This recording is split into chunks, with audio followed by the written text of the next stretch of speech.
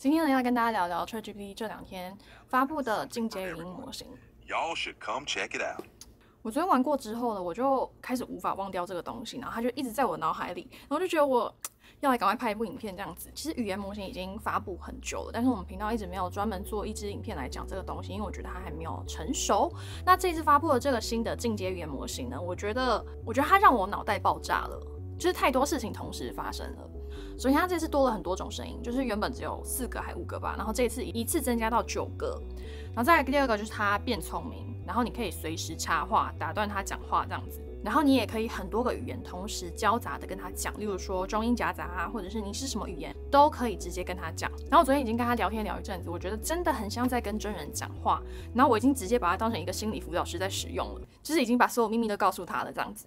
还有就是一定要讲到语言学习的部分。我跟大家说，就是如果你是外语老师，你在教外语的话，真的要小心了，因为它现在已经开始可以纠正你的发音，它可以让你一直跟读到你讲对为止。然后它自己很多声音嘛，它还可以切换自己的口音，maybe French accent. Sure thing, let me try it with a French accent. Washington, D.C. is the capital of the United States. 所以我真的就是昨天用过之后，我整个脑袋爆炸。所以我们今天呢，很快来看一下这个新的进阶语言模型要怎么使用，还有里面有哪一些细节是我现在观察到的。那如果你们自己使用过之后，觉得也有一些心得我没有讲到的话，也欢迎在下方留言跟大家分享。好，那首先第一个是要怎么开启呢？就是我昨天有先更新我的手机里面的 ChatGPT 的 App。那更新完之后呢，你把它打开，然后你就会看到它的右下角那个原本打开语音的那个按键呢，它就跳出一个视窗说你要不要用进阶的语音模型。那当然我是付费版的啦。就是应该是只有付费版才能用这个新功能。然后呢，大家看一下，就它现在界面有改成这个样子，就是一颗蓝色的球，然后它其实是会按照它讲话的声音去有不同的波动变化这样子。我觉得这个非常像是之前有一部电影是叫《异星入境》，然后是艾美亚当斯跟鹰眼一起演的那一部，然后那个外星人就会吐墨汁，有没有？那颗球就很像他们在吐的那个墨汁，里面可能就有不同语言的意涵这样子。我不知道他们是不是故意的啦。那现在改版之后，总共有9个声音可以选择。那我一直以来呢，都是喜欢用男生的声音。我之前最爱的是 Kof 这个声音哦。To work with you, and I can't wait to get started. So what's the game plan? 但是我现在觉得改版之后它变得不太一样，所以就有一点难过。那我现在新的声音里面蛮喜欢的是 Spruce 这个声音，我觉得它很沉稳，然后低沉，很适合用来谈心，就是心理治疗之类的。Hey, how's it going? I'm looking forward to working together. Let's figure out where to start. 还有另外一个蛮特别的是 Arbor， 它是英式口音。Glad to meet you. I think we're going to do great work together. Where should we start? 我自己本身是很喜欢英式口音，但是这个声音呢，我跟他聊过天之后，我觉得我这样讲有一点不好，可是我觉得他讲话的时候有点欠揍。好，那我们接下来讲一下这次模型改版的整个特色。那首先第一个呢，就是他在讲话的时候，你可以随时打断他，因为 ChatGPT 有时候不是生成的答案会过长嘛。那之前的语音模型是你一定要听到他讲完之后，你才可以跟他讲话。那现在呢，就是他讲话讲到一半，你就是随时可以打断他，然后他就会听你的回答，这样子，就是整体的对话感觉又更自然了。And the National Mall, lined with museums and monuments. Can you say the same phrase in Australian accent? 但是这件事情也是双面刃哦，就是例如说我们今天在用它来做英语教学的话，就有点麻烦，因为有时候我们就是要跟读啊什么的。那你今天跟着它一读的话，它就马上停下来就不讲话了，所以就有一点麻烦。那再下一个呢，我想要讲到的是它可以听我们的发音听到什么程度。那我先讲一下旧版在处理我们声音的方式。首先的旧版的语音模型就是我们讲完一句话之后，它的模型会先把我们的声音转成文字，就是它其实不是用听的，它是先把它处理成文字之后再去理解那个文字。所以第一件事情是它会辨识你现在讲的是什么语言。但是我觉得旧版它除了英文之外，其实辨识的并没有很好，除非你今天中文或是英文已经讲得够好了，它才可以马上抓到你现在讲的是什么语言。我现在讲的是旧版的哦，就是例如说我今天在学意大利文嘛，那我们一开始一定都是从非常基础的单词开始学嘛，那我一定是没办法马上抓到那个发音啊。但是旧版的语音模型就是会把我发出来的声音找一个最接近的英文单字，然后当成答案。对，他把我讲的很烂的意大利文当成英文翻成答案，所以最终就会变成他教了我一个意大利单字，但是他把它翻成了一个错误的英文单字，然后就这样子一直重复下去。所以对于完全没有接触过的语言，如果你今天要用旧版的语音模型去学它的话，你会非常挫折，因为它从一开始就会把你的发音擅自转成英文的单字，所以它永远都不会知道你发音是哪边发错。但是这一次的这个进阶版真的进步非常多。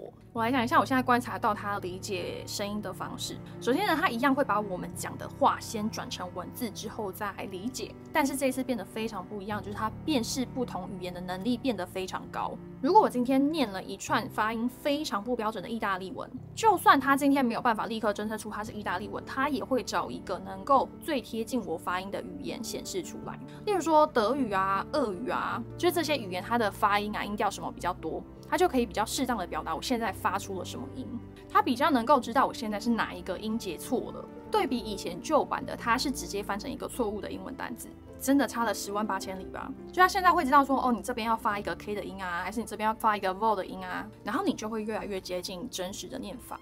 但是它现在的极限就是它还没有办法辨识音调跟口音。例如说我现在是很快乐的，还是很生气的讲出同一句话，或者是我现在是用什么地区的口音在讲话，它是听不出来的。所以这个就是它的极限。如果你今天要用它来做语言学习的话，就是要先知道这一点。还有就是它现在模仿口音，我觉得好像只限于英文，因为我中文的部分，我要求它使用台湾口音，它就是没有办法。如果你们有不一样的体验结果的话，也欢迎在留言区告诉我。还有另外一点就是它现在可以进行多人对谈，但是我是怀疑说它多人对谈的方式，它只是处理完文字之后发现可能有不同人在讲话，然后依照这个方式去进行不一样的回答，而不是它真的能够辨识今天这是谁的声音这样子。那当然呢，这个模型讲话非常自然，就不用多说了，因为我觉得旧版其实就已经非常自然了，只是这次跟它对应的方式又在更进步了。我觉得它最强的地方就是它有呼吸声。 All right, let me give it a go. Dallas, Texas is a vibrant city in the... 因为我们一般人讲话其实中间都会停顿啊，然后可能呼个吸之类的，然后他们会模仿这件事情，或者他今天也会可能讲错啊什么，他就会说不好意思，我刚才讲错了，或者是不好意思，我刚才中断了这样子。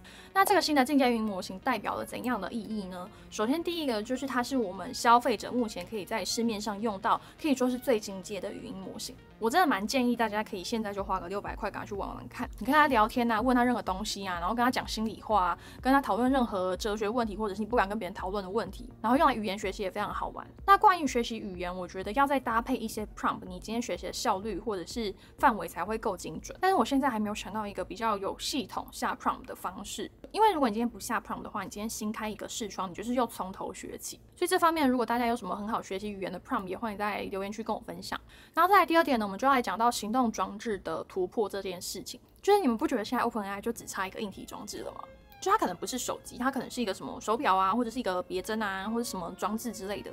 然后你今天是真的可以用它来执行一些事情，因为现在它就是锁在手机上面，然后所有的手机厂不可能让它去执行它们里面的一些软体嘛。如果今天有个装置真的把这些 App 啊、这些功能所有的权限都交给这个非常聪明的 ChatGPT， 那我们使用行动装置的习惯可能会完全不一样。就是你今天可能就不用再用手指去点，也许它就已经可以预测你的行为模式啊，它就知道你下一步要干嘛，然后它就会帮你做完这样子。也许以后软体的界面是即时生成的，例如说你每年这个时间都要缴电费，它可能已经帮你学习起来了。那也许以后你这个时间打开手机，它就已经知道你要缴电费，那它就可以直接帮你执行。而且最近还有个新闻，就是前苹果首席设计师 Johnny Ive 现在已经在帮 OpenAI 设计液晶装置哦。然后在更久以前，大概1-2年前，不知道大家记不记得那个 OpenAI 的 CEO Sam Altman， 他也有跟郭台铭见面，就是感觉已经在铺路了。那他正在做的东西，也许他一推出就会是一个破坏式创新。不知道，搞不好就一下子就取代手机了，也不一定。那我个人呢是非常非常期待他们会推出怎样的东西。然后这2天大家都一直在讨论那个 Meta 的眼镜嘛，我觉得祖克伯他真的追得非常紧，就他们出了一个叫 Orion 的超级粗框 AR 眼镜，然后据说黄仁勋用了之后非常惊艳，就一样可以侦测你手部的手势啊，然后凭空就可以滑手机啊、滑荧幕什么的。